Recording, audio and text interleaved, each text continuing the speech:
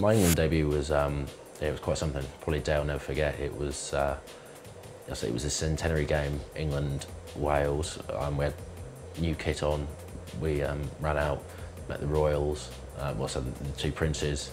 Yeah, it was quite something. It was the crowd was into the full voice sellout. It was awesome and very nerve-wracking. So I don't really remember after the first 60 minutes.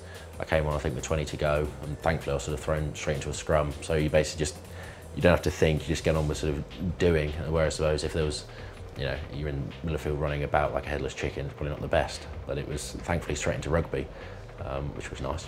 Ryan Johnson, yeah, he's a very good, well, I say he's a great leader, obviously. I think the guys who play with him will testify. I think the World Cup team will testify that.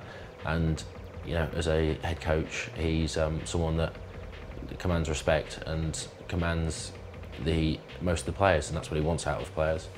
And I think that's what he gets. And he sometimes may raise his voice, but it's done with passion and there's a reason for it. And I think that gets the best results out of players. I think internationally, England, they've probably have, if you look at the results, probably been inconsistent. The Six Nations, we sort of started with a win, then a draw, or 2 wins and a draw, and 2 losses, or whatever the stats were. But hopefully from now on, last game we played against Australia, we won, and hopefully this can be sort of push on for the World Cup and be more consistent and win some games. In the Australia tour, in regards to it, I think as we're away for sort of 3-4 weeks together, I mean there's 44 men, which is a lot of men on tour, but you away together 4 weeks and you spend a lot of time together as a sort of group on and off the field. You do learn a lot about each other, sort of friendship-wise and also on the field. And I think that's important, especially when there's a lot of new guys, I say, like myself, Ben Youngs, Courtney Laws, Chris Ashton, coming into the squad. And, it's good. Hopefully, those are the guys that will move sort of England forward into the next World Cup. And you've got to know each other well and sort of have combinations. And, if you're friends off the field, you'll probably be better players on the field.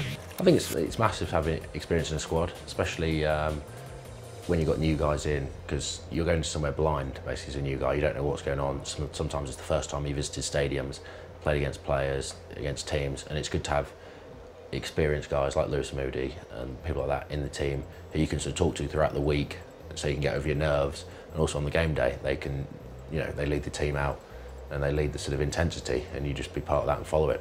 The autumn internationals will be very interesting from England's perspective. We play the big 3 Southern Hemisphere teams and Samoa, and none of them will be an easy game. I think if you watch the Tri-Nations, there's a big emphasis on sort of possession and running with the ball.